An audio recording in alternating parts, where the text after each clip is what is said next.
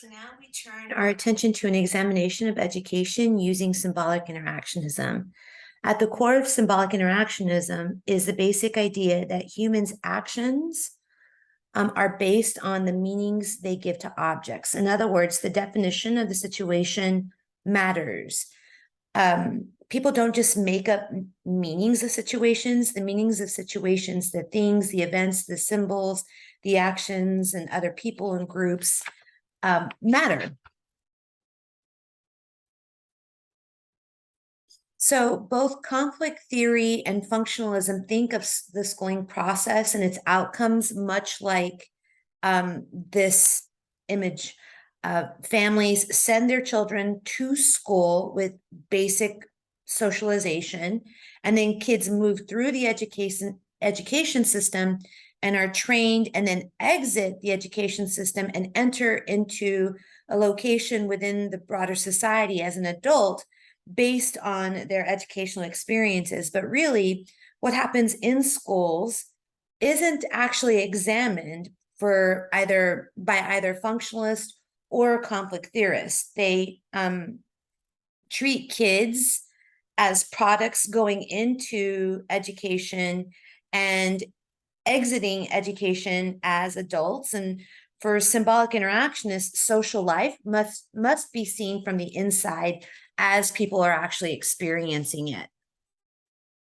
And so they want to open up that black box of the education system, and they try to understand what the educational experience looks like and how schooling is experienced and how social categories, hierarchies, statuses, and rules affect the learning process and experiences. So in this section of the course, we read about these micro-social processes and how students, educators, and parents interact with one another and with social structures, and how definitions and context shape the experiences and contribute either to the reproduction of inequality or the transformation of an individual's life chances or groups of individuals' life chances. So, people don't just make up meanings and interpretations for themselves.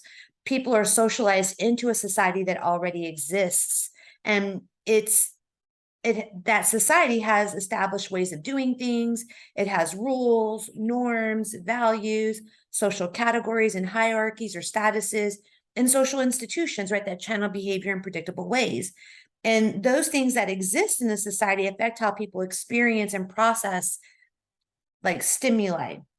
The social meanings already have are already attached to things and behaviors, etc., and have an impact on experiences. And that holds true for what happens with schooling.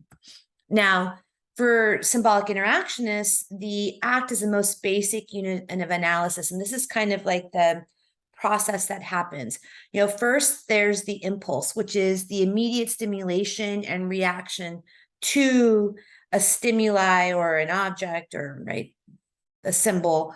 And then second is the perception, thinking about and assessing the stimulus, kind of using the mental imagery. Third is manipulation, that pause before taking action regarding the stimulus. And fourth is actually taking the action that satisfies the impulse. And I say that there's a dialectical relationship between all three stages, again, because it's not linear. Once the impulse happens, you don't go all the way through consummation. There's a kind of feedback loop that's happening as we're processing what it is that we're experiencing. A response is a reaction to a stimulus. Let's call it an object. But that stimulus or that object must be interpreted, and a person's initial reaction to the stimulus or the object can change. The meaning assigned to the stimulus is a function of the individual, the group, the community, right? The meaning of the object then is or the stimulus is, or the impulse is socially constructed. And in modern societies, with all types of segmentations, with lots of diversity, the meaning of the stimulus can be different, and it can have different meanings for different groups of people, for different social contexts. So, what does that mean? It means that we take action depending on the meaning of something. We get the meaning to things based on our interactions with others. Different people can have different views of the same stimuli, and they can assign different meanings to the same act or the same stimuli. The meaning we give to something is not permanent, even though it might seem like it is, but it's not permanent. It basically, like, meanings can change based on our interactions with others or exposure to new and or different information. And so symbolic interactionists, study the internal life of schools, the processes and practices. They study homeschool relationships. They look at the cultural elements in those processes and practices and try to understand how those things, right, the language, norms, values, and beliefs can impact people's experiences and life chances. They introduce agency, the idea that, people within the schools and the families who send their children to schools are responding to and think about and process things. And so one of the things that I want you to kind of be cognizant of is that up until this point, we talk about how or like Parsons or Riegel and Crum talked about how people are responding to the different situations, but we actually don't observe them. So think about Riegel and Crum's work and how in their review of the literature, they talked about how boys and girls behave differently in their friend groups. But, with girls focusing on more education-centered activities and boys doing more things that aren't associated with educational activities. But we don't actually observe what's happening in Riegel and Crum's work. In fact, their analysis is based on a series of survey questions, right? And then if you think about Parsons' work, and he talks about, those cross pressures that people of like high ability and low social status experience, we don't actually observe or read about his discussion with students experiencing those cross pressures. He's just telling us about those things. And so in that sense, like, we don't actually have a study that focuses on those microsocial experiences that are occurring either within schools, among peers, or with the parents, right? And so what symbolic interactionists are doing is actually providing that information for us. And they talk about, or symbolic interactionism, when they're doing their analysis, are thinking about things like constitutive rules and constitutive actions. And constitutive rules create the possibility of human activities. They assign rights and duties are the rights and people and duties of people associated with those rules. So I want you to think of like constitutive rules as institutional practices, and ability grouping is one of those kind of constitutive rules. They actually create conditions or structures that then allow us to process and interpret behaviors, right? That stimuli. So I want you to think about the like ability grouping that happens at schools. That's an institutional practice.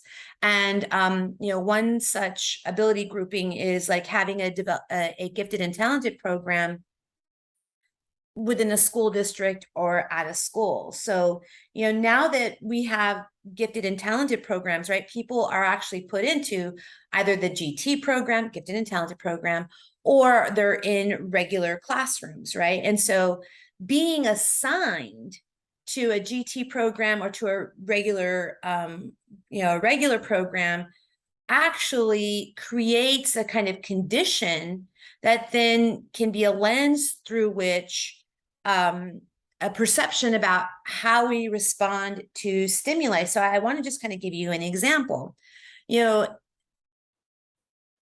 When, like, or in some condition, like in instances, a child can ask a really difficult question to a teacher, right? And that very same question can be posed to a teacher, but one child posing that very difficult question, say, is in the gifted and talented program, and then the other child posing that very difficult question could be in a regular program. Now, in the kids in the regular program, when they ask different questions, right, that's the stimulus. And that, or the impulse, when a teacher receives that question from students in a gifted and talented program, the teacher is more likely to perceive that difficult question as evidence that the child is gifted and a critical thinker and really engaged, right? And so they may process what's happening and that question differently, and then respond to it differently, like the consummation, based on that information. Now, that same question is posed in a regular classroom, say where in the context, people are a little bit more rowdy, or we're not, there's not the expectation that teachers will be intellectually challenged by the questions that they're going to be posed by the student. That kid that's asking the difficult question might be more likely to perceived as trying to waste time, being difficult, right? Those kinds of things. So that constitutive rule, placing certain students in one program and saying these kids are gifted and talented and should be challenged with their curriculum, and then another group of students put in regular classes, and they receive different types of curriculum and engagement, that sets up rules that then shape interactions. I hope that makes sense. So not only do we have constitutive rules, though, symbolic interactionists also talk about this idea of constitutive actions. And so this comes into play when you have like the ideal parent, the ideal student, and the ideal teacher. And these constitutive actions, these ideal types, right, exist in our brains about how people are supposed to behave. And so then when people are behaving, we're gauging, right, that stimulus. When we watch what they're doing, our perception of their behaviors are often being measured against the ideal types of people who occupy similar categories. And so, for example, we have the ideal type of parent. An ideal type of parent is going to be vested in their children's education, but in a specific way, right? The schools say, we want you to read to your kids 15 minutes a day. We want you to check your kids' homework. We want you to look at the materials in their communication envelope and sign the communication envelope and do A, B, C, and D, right? And so the degree to which parents do those things, we attribute meaning to them, and draw conclusions about them, like, they're super invested in their child's education. And because of that, teachers will behave differently toward parents who do those types of things versus parents who don't. Right. And so constitutive actions can have a huge impact on how educators and other students and even other parents perceive people's behaviors based on these kind of ideal types. And so we are going to be looking at all kinds of things that are related to that. I love this unit so much. The studies just are more engaging because we're looking at processes and examples, and then the researchers are offering their interpretations. And so, yeah, I hope you enjoy this last section, and we're going to just wrap it up right here and on to the first reading.